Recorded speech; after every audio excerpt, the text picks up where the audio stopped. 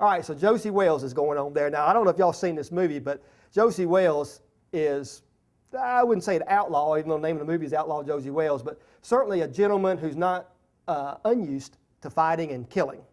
And along this travel that he's made, he's picked up this ragtag bunch of followers. I mean, it's the funniest thing where all these people came from, how they became part of his party.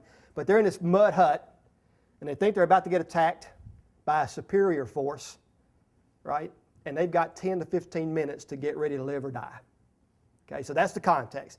What did you see Clint Eastwood doing that was effective, and I would dare say inspirational when your life is on the line? What did y'all see going on? He was well prepared. He was well prepared. Give me an example of how he was well prepared. He just started pointing out different things for them to be aware of and told people where to go, and here's how you do this, and be prepared for that, and just on and on and on. Yeah, he was telling people where to go and what to do when they got there. So that tells me two things. He knew the environment, so he had situational awareness, and he was a teacher.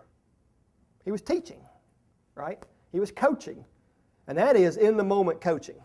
That's not waiting on a performance review because you may not be alive when it's time to do the performance review again, right? That was now, in the moment, this is what these people need to know to be successful. One of our values is knowledge, and what do we say about knowledge? To be a leader, you got to be a teacher, right? So Clint Eastwood was teaching there. And I guarantee the people in that hut found that pretty inspirational at that moment in time. As he was teaching, you brought up another point, but it's a different kind of skill set. Okay, so he put people in different positions. So he was, engaging them, and he was also dividing the work. What do we call that when we divide the work among people? Delegation, right? So he was doing both those things. And yes, he was engaging them. He was drawing them into, this is the plan, this is what we're going to do, this is how we're going to do it, and he assigned each person their specific role. Now, why is that important? Why is it important for every person to have a role and to know what that role is for the team's success? What was he really doing? Think about it. When you delegate among your people, do you just willy-nilly pick projects to give to people? Or do you try to match skill and ability with opportunity? Isn't that what delegation really is? Skill and ability matched up with opportunity? And in some cases, you might be developing people, so it could be a stretch assignment for them, but that's what delegation is. That's what he was doing. And that's a key point.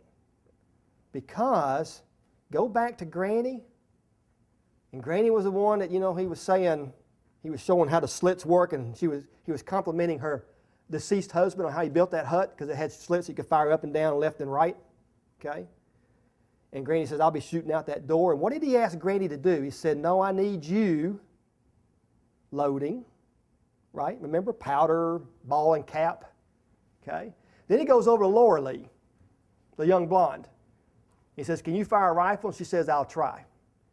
Now, I don't know about y'all. Most leaders, when they have 10 minutes left to live, are going to say, thank you, I'm giving the gun back to Granny, right? You figure out how to load the ammo. He didn't do that. This is an important point. He didn't do that. Why?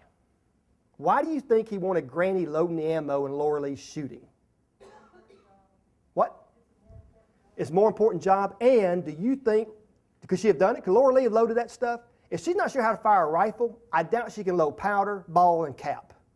Because my guess is those are different weapons, and the amount of powder you put in is probably very important to that thing firing correctly, right?